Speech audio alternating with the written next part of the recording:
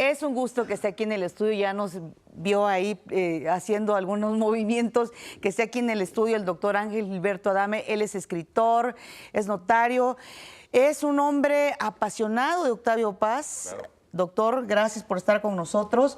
Apasionado de Octavio Paz, lo conocimos, supimos de usted a través de este maravilloso libro que escribió sobre Octavio Paz, El misterio de la vocación, pero además ahora nos encontramos con este otro libro, De armas tomar, la historia de mujeres que tuvieron una gran participación en México y que estaban, como sucede con muchas mujeres, olvidadas, doctor. Así es, gracias Pati, gracias Omar por Bienvenido, invitarme. un placer tenerlo por acá. La génesis de este libro, igual que el de Octavio Paz y algún otro que por ahí debe estar caminando, soy apasionado de los archivos. En México tenemos una grave carencia de la documentación de nuestro pasado y más del siglo XX.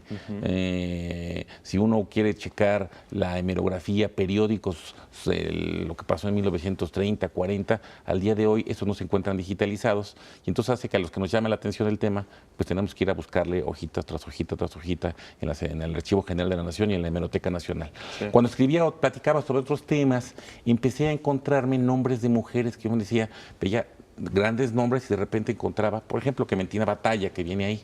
Me llamaba la atención que en 1915 apareciera el nombre de una mujer en una época en que la mujer estaba totalmente invisibilizada. Si se mencionaba una mujer, se mencionaba el señor y la señora Paz. ¿Quién señala la señora Paz? No tenían la más mínima idea.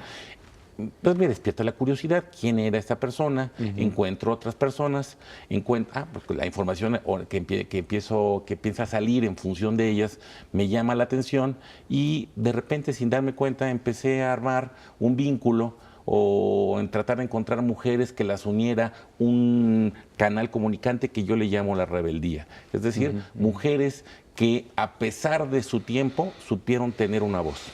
Claro. En ese sentido, precisamente estaba introduciéndome al libro, veía pues un compendio de alrededor de 15 mujeres, digo, 12 mujeres. Platícanos algunos casos al respecto. Digo, yo la más conocida, porque por supuesto no soy, es Tina Modotti, que claro que estamos viendo, pero bueno, hay otras más que no son, como dices, tan populares o tan conocidas. Platícanos, danos 2, 3 ejemplos de algunas de estas mujeres. Bueno, abro con la que, ahorita que estás hablando de cine, pues me encantaría decirle a una gente de cine que aquí está un tema, que es Matilde Montoya, la primera doctora en México, la primera médica en México. Historia, es una historia de película, y además de la colonia de los doctores. No existe una calle que se llame Matilde Montoya, la primera médica mexicana. Sí. Es una época en que una mujer que se atreviera a pararse en la Escuela Nacional de Medicina enfrentaba el rechazo de sus alumnos, de los maestros que le pusieron una serie de trabas para que ella no avanzara, de la sociedad. Salía en los periódicos el que ella intentara querer tener el título de médica. Y la historia, no la quiero platicar mucho, pero es hasta que interviene don Porfirio Díaz, un Porfirio Díaz feminista que tiene que dar un manotazo en la mesa y me dicen, a esta señora me la dejan que se reciba y él va al examen profesional de ella.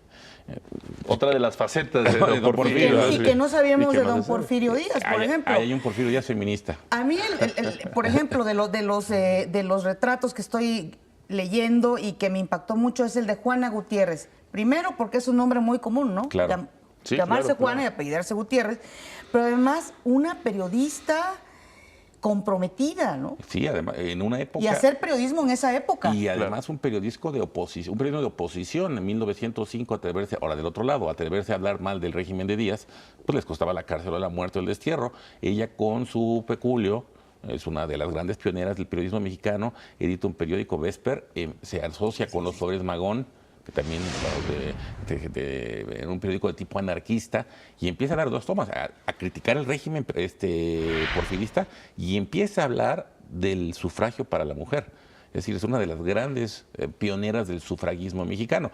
Esto estamos hablando de 1905. La mujer tuvo el voto en México hasta 1953. Vamos, pensemos, ubiquémonos las épocas, ¿no? Definitivamente estas mujeres impactaron en la historia moderna de México. Totalmente, y tratando esos de los archivos y el revisar la historia, pienso que la historia de México se ha venido escribiendo desde el punto de vista, por ejemplo, se etapa de la Revolución, todo el mundo sabemos quién es Zapata, Madero, sabemos quién es Villa, sí, pero falta contar el otro 50% de la historia. Sí, y personajes que tuvieron un papel trascendental y que sin embargo, pues como esos nombres, ¿no? Ni idea, ¿no? Claro, claro. Y quiero decirte, Pati, que cerré 12 porque tenía que cerrar. Ya la editorial me decía, ya ciérrale. La nómina no se agota. De hecho, por ahí puse en el prólogo una relación de quién fue la primera dentista, la primera abogada, etcétera, etcétera. No solo por a ver si algún día me emociono y me sigo con la segunda parte de esto, sino para abrir un camino para los investigadores, que ahí hay más temas donde encontrar. Yo que creo que estas mujeres que trato de plasmar aquí, no podemos entender el feminismo que vivimos ahora, el cual además me hace de inmediato estar muy atento a esos temas, sin conocer la vida de estas mujeres, porque son pioneras, porque hablaron, se rebelaron en una época que no solo la sociedad, sino el mismo entorno jurídico las destinaba necesariamente a que estuvieran en el hogar, no había de otra. Particularmente, doctor Gilberto Adame, ¿qué de estas historias o cuál de estas historias fue la que más le impactó, le conmovió, incluso le provocó hasta coraje? Porque hablar de la invisibilidad de las mujeres provoca coraje. Claro.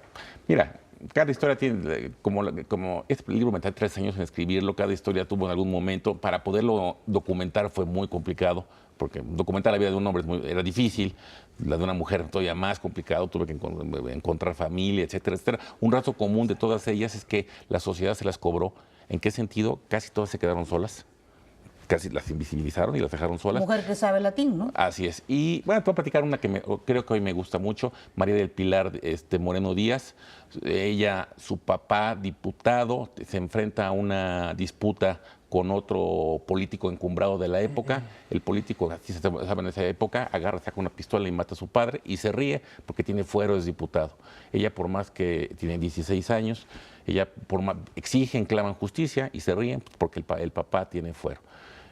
Y ella, su reacción es buscar venganza, va 16 años y mata al asesino de su padre.